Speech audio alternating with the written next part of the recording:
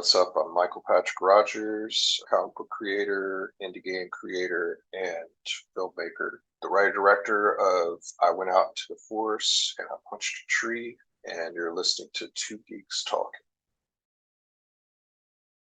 Good morning, afternoon, evening, everyone. Two Geeks Talking is an entertainment industry interview show where we interview the creative people from the comic, film, TV, movie, and video game industries. And of course, I'm your host, Kurt Sasso. We are joined today by a multi-talented individual, from a boxer to a comic writer to a video game developer to now a first-time feature film director. We are joined by the ever-talented Michael Patrick Rogers. How are you doing today, Mike? Good, how are you?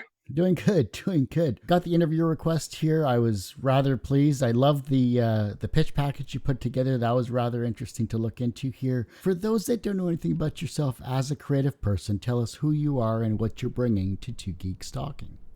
I started as a musician, started playing guitar when I was about 11 years old. That's actually carried over into everything I've done. I started in a couple of bands. I played in death metal bands, punk bands, stuff like that. Around 2008 is when I started in the video game industry. Worked for EA for about 4 years. After that, I made a few of my own games.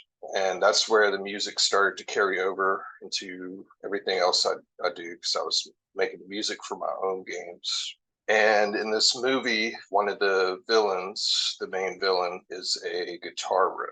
So the music's carrying over all the way up until now.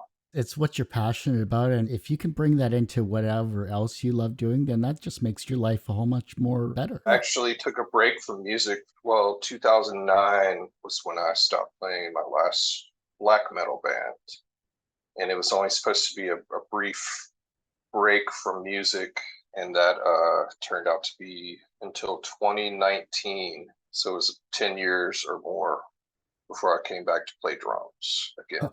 The only instrument I played was clarinets. You have many more years over me then, that's for sure. We're here to talk about your very first feature film, I Went Out into the Forest and I Punched a Tree. Tell us about that film and how that particular concept came about and what it's all about. So the movie is about, you can see some of my workflow chart back here. It's about this kind of lonely heavy metal guy that doesn't really talk. He starts to hear this guitar riff coming from somewhere, but he's not sure where. And eventually he figures out, or he believes, that it's coming from the drive-through speaker of an abandoned restaurant. And he ends up hearing voices through the speaker. He calls 911. The 911 dispatcher falls in love with him on the phone. And she ends up going to the restaurant. And she is kind of from this, she's not from a real 911 place. She may or may not be real. But she ends up making him bring her home to meet his mother, who he hates. And it's just a bunch of weird stuff from there. The title's explained through one of the supporting characters. It's what if Wes Anderson made a horror movie with David Lynch. Nice. Two very iconic and distinct directors at that. I'm sure you'll do it justice with this particular film. I'm always curious about when you're casting your main cast for this particular film. How did you find them and who are they? And what did they bring to this film? This just sounds like a great film that I want to pick up. So I actually wrote this specifically for somebody. His name's Jared Bankens.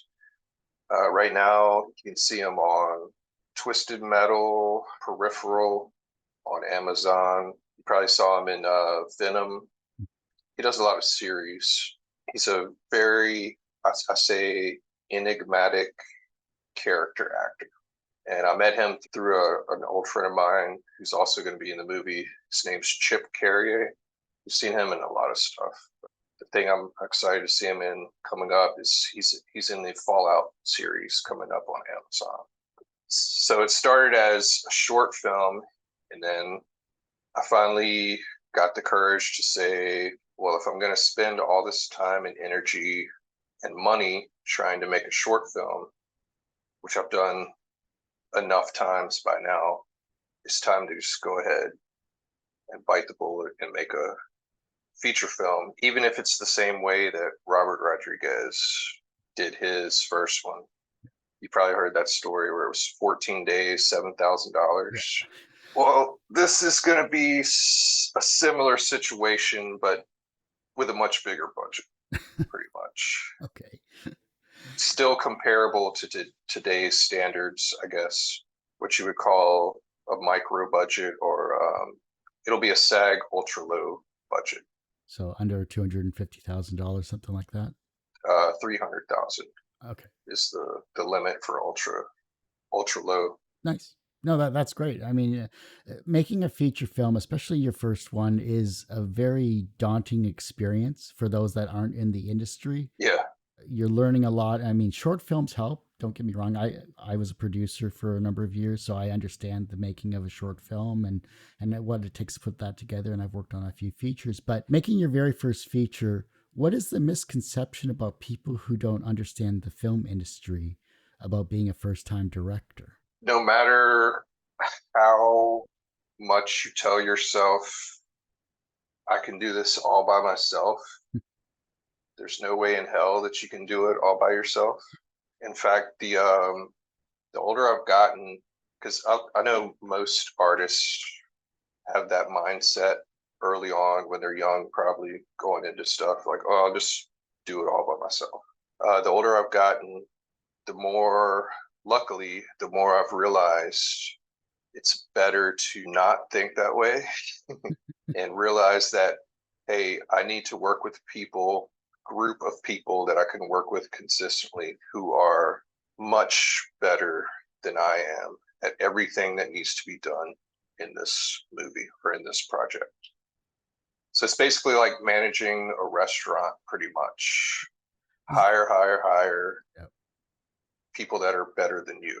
It's like herding cats as well, too. If you can herd cats, you can make a film. Yeah. Have we started filming yet, or is it like what stage I are we know. at? So I'm in financing right now, pre-production. Okay. The Indiegogo runs from the 25th of April for 30 days.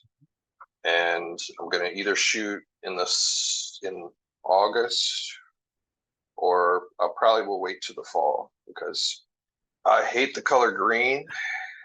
And we're in Louisiana. We're going to be shooting in New Orleans. Okay.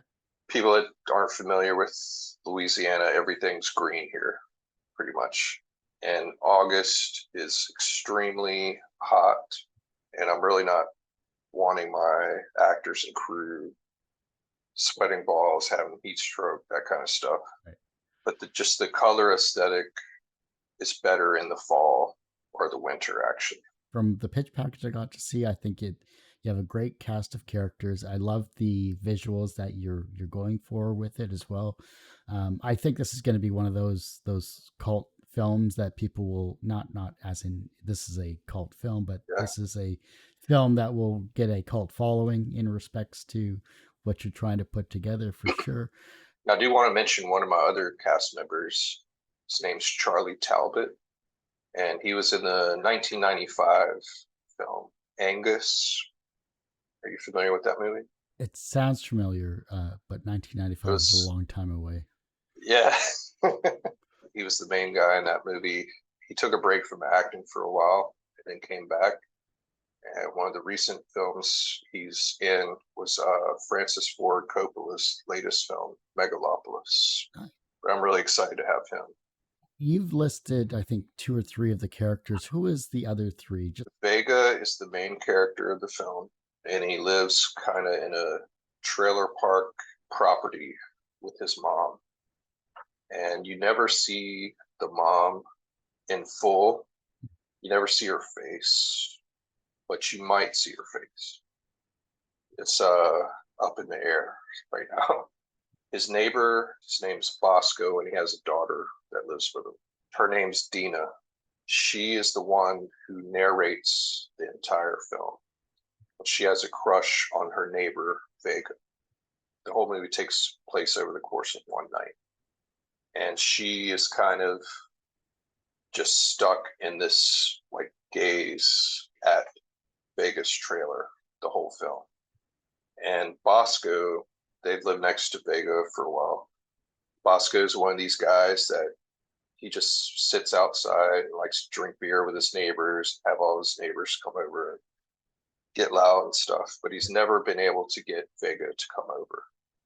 And on this night, he finally does, but only because of the 911 dispatcher lady. Oh, also, it's WrestleMania weekend, by the way. I got my nice. LWO shirt. Yeah. Bosco is a retired wrestler in the film. Oh, cool. He's going to have a very interesting wrestling associated scene. I know you're just teasing it. I know you don't want to spoil anything, and I'm not going to ask you for spoilers, obviously, because then that would just completely ruin my very first viewing of the film, which I definitely want to see for sure. When it comes to the location scouting in Louisiana, is it easy to get locations to film on for features? A lot of people probably don't realize New Orleans is basically the second or third largest market in the country where movies are made now, behind Atlanta. Atlanta usually has at least 20, 30 productions going on at a time. And New Orleans used to have at least 10. It's much smaller now. It's still up there. So there's a lot of talented crew, locations, anything you need to make movies. Right now, they're filming a sequel to Spinal Tap. Yeah, they're doing the sequel to Spinal Tap. Awesome. Makes me want to dust off my copy I have here. This is why I still have physical versions of it, so that I can just pop it in whenever I want. Yeah. Now that you're in pre-production phase, now that you have your actors and actresses, and what are you looking forward to on the first day of filming? Like, is there a particular scene you want to just get out of the way and done, or that you can tell us? I'm looking forward to just finally getting it done, basically. I've been trying to get this movie made for about the last 3 or 4 years. Like a lot of productions, COVID really screwed me up. Looking back now, I'm really glad I didn't shoot back then, because it would have been a completely different scenario as far as connections that I've made, the team I've assembled, all of those kind of things. And even in those 3 years, I've become a much better writer. Most of my time has been spent writing comic books the last couple of years, or most of my success has been found writing comic books. I have to make at least one more draft of the movie anyways to accommodate the final budget, but there's a lot of stuff that's coming out and a lot of new stuff going in from gaining writing experience over the last couple of years. The first day, I'm looking forward to just sitting down and looking at everything around me and just saying, yeah, I accomplished this finally, and we're going to get this done the way it's supposed to be done. Will we have a corresponding comic book for this film as well? I wish, but making comic books is really expensive, just like making movies. Sure. Yeah. When I make a comic book, it usually costs me about $5,000 per issue. There are always issues that can occur on set, and you can only plan for so much. Do you have a set amount of days you're going to be filming? Are you going to try to get the feature done in, like, say, 2 weeks, or what is your game plan for from a film production standpoint? I've come up with, I can show you actually, every scenario that you could think of. So I have behind me, I have a plan for if I have to shoot in 10 days, 7 days, or even 5 days. Wow. Which I don't want to do. And I don't want to put my cinematographer through that, or my crew, or anybody. But when you're planning a film with little to no money, like, you have to think of all the worst case scenarios, including the budget. But I can safely say we're going to shoot for a minimum of at least 10 days now. It'll probably be 10 to 15 days. I have to do all the scheduling with my cinematographer. So I'm learning a lot from my cinematographer, because he just had his directorial debut come out. He's got a movie doing the film festivals right now. It's called Off Ramp. It's about a couple of juggalos that are taking a road trip to go to a gathering of the juggalos. And he's won a couple of awards for it already. And I'm learning as much as I can from him. Shooting a movie in 10 days is even rough. Yeah. But luckily, we only have a total of 2 or 3 Oh, locations. good. That's Yeah, nice. so that makes things much easier. Yeah. When you're used to working with little to no money, you write with that mindset. In terms of like a shot list and preparation, cinematographers definitely love you if you have a shot list. So, how large is your shot list for this film? That will be done much closer to when we're shooting. Everybody's different. A lot of movie makers, a lot of filmmakers don't like to use storyboards anymore, which is kind of strange. Shot lists come at a much later part of the process, but plan out your days well ahead of the shot list.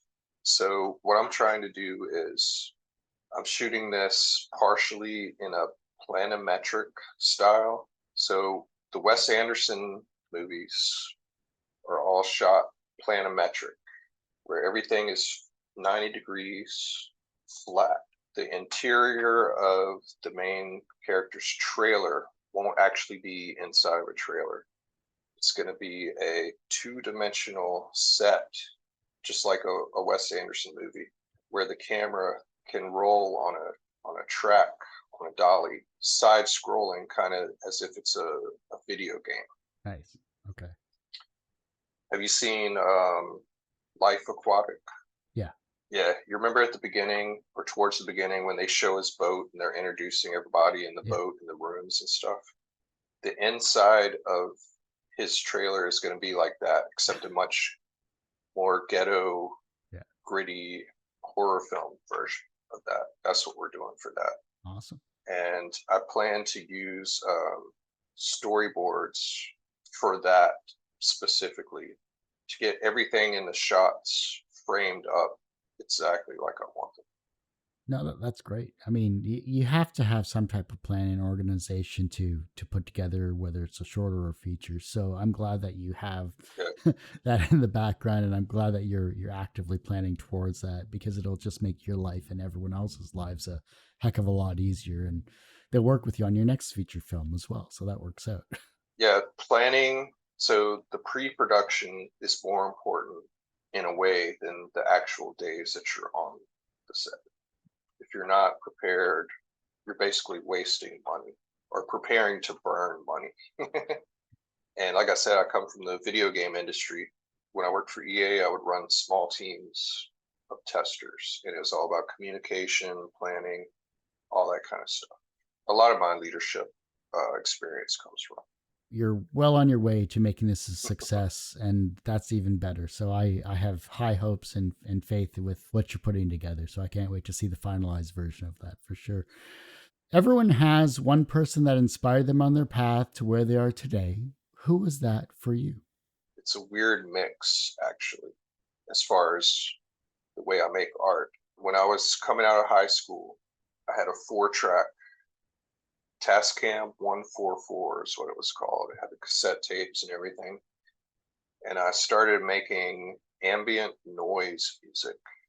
I mean, I knew it was kind of a thing, but I didn't really think anybody really knew what it was or used it for any real purpose.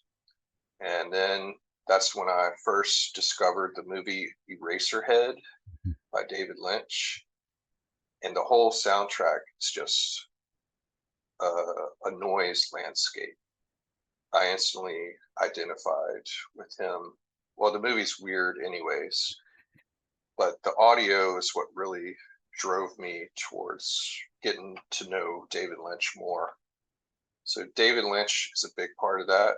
It's a weird mix between David Lynch, Kevin Smith, Wes Craven, the kind of surreal stuff in the Nightmare on Elm Street movies. And then there's a filmmaker, his name's Todd Solondz. Todd Solondz made Welcome to the Dollhouse. Welcome to the Dollhouse, Happiness. Welcome to the Dollhouse, a cult classic indie film in the 90s about this girl. They made fun of her at school, called her Wiener Dog. But it's a great movie. And he has this very dry, dark humor going on in his movies, and that's something that I've always put into my projects as well. Okay, now I have to find that online and watch it. Sounds like a fun film. It is hilarious. It's like super sad and hilarious at the same time, which is like I didn't intentionally ever do it, but that's just how a lot of my writing is. Once I realized that, I was like, well, I like to make my audience laugh at stuff and then question themselves for laughing at something that is so sad or messed up. And there's going to be a lot of that in this movie. Well, I do have a warped sense of humor, so I think this will be perfectly down my alley then. Yeah. From a professional standpoint, you are a successful creator in, of course, comics, video games, and now with feature films. So, professionally, you're successful in those many varying industries and creative industries at that. Do you consider yourself personally successful?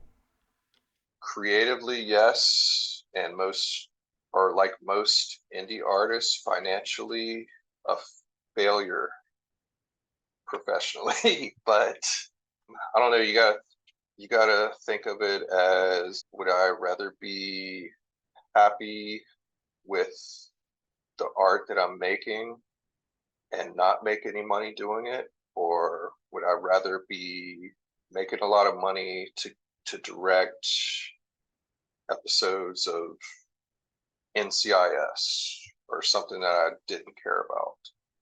And I think we know the answer. But money's nice because I can buy video games with money. I could have went to WrestleMania this weekend if I had money. I'm definitely working on figuring out a way to make it successful in both ways. It takes time. That's the problem. Yeah, the older you get, the less time you have to figure it out, but I'm figuring it out. The reverse of success is failure. How do you deal with your failures? Without failure, you don't move forward. That's simple as that, basically. It sucks to fail, but if you don't learn from your failures, then you can't accomplish anything, basically. But I won't fail at this. If you don't fail, you don't learn, then you don't succeed. Definitely not going to fail on this film. I already know that. The younger generation is looking at your work and they're becoming inspired to be creative in their own way, whether it's in film, comics, maybe video games. Maybe you're inspiring them down a creative path. How can they inspire the generation that follows them? That's a tough question because I still look to the younger generation for inspiration as far as being creative, that kind of thing. The younger generation definitely confuses me nowadays. Creatively, they're set up much better for success than I was when I was a young person. Whereas a lot of creatives my age don't care to understand what the younger generation is into. Like most people my age don't play video. Well, a lot of people my age do still play video games, but they don't understand how so and so wants to go on Twitch and play video games and talk to people while they're playing the game. The younger generation confuses me, and I have I have a lot of friends that are younger, my age, and I think you should always have a wide range of friends generationally if you're an artist, because you never know what it might inspire or help you explain in your projects. You can hit all demographics. Yeah. If your life was a comic book, TV film, or video game, what would its title be? And what would its soundtrack be? Oh, what would the title be? I was gonna say Never Too Old to Get It Done. Not bad. This the soundtrack would definitely be a combination of black metal and death. What could I compare it to? So the one title that really got me into comics as a teenager was Punisher Warzone. The title is always the last thing I come up with in my projects. So that's a very difficult question. Yeah, after I die, I'll let you know. Okay. We'll just say Michael Patrick Rogers War Journal. Sure. Well, Mike, I do hate to say it, but that ends this particular episode of Two Geeks Talking. I want to thank you so much for coming on the show. Thanks for having me, man. Before I let you go, where can we find you? How can we support you? Of course, anything else you'd like to promote, either social media or, campaign-wise. Just search I Went Out into the Forest and I Punched a Tree, or you can get the link from my social media. I'm at MPR Rights on Instagram, Twitter. All I tweet about is wrestling. So if you're a wrestling fan, go follow me and we'll argue about wrestling. And then on TikTok, I just make stupid skate videos, and I can't even remember what my TikTok is now, but it's just stupid skate videos. But yeah, at NPR Rights. Well, like I said, that ends this particular episode of Two Geeks Talking. You could, of course, find this interview and 1,200 plus others on our website, tgtmedia.com or twogeekstalking.com. That's TWO. Website's going through complete rebuild because, it has to. So go to our YouTube channel, youtube.com/TGTmedia. The podcast you can find at twogeekstalking.podbean.com, or just search Two Geeks Talking wherever you get your podcasts. And as I say every week, everyone has a story to tell. It's up to me to bring that out. Thanks for listening and watching on Two Geeks Talking.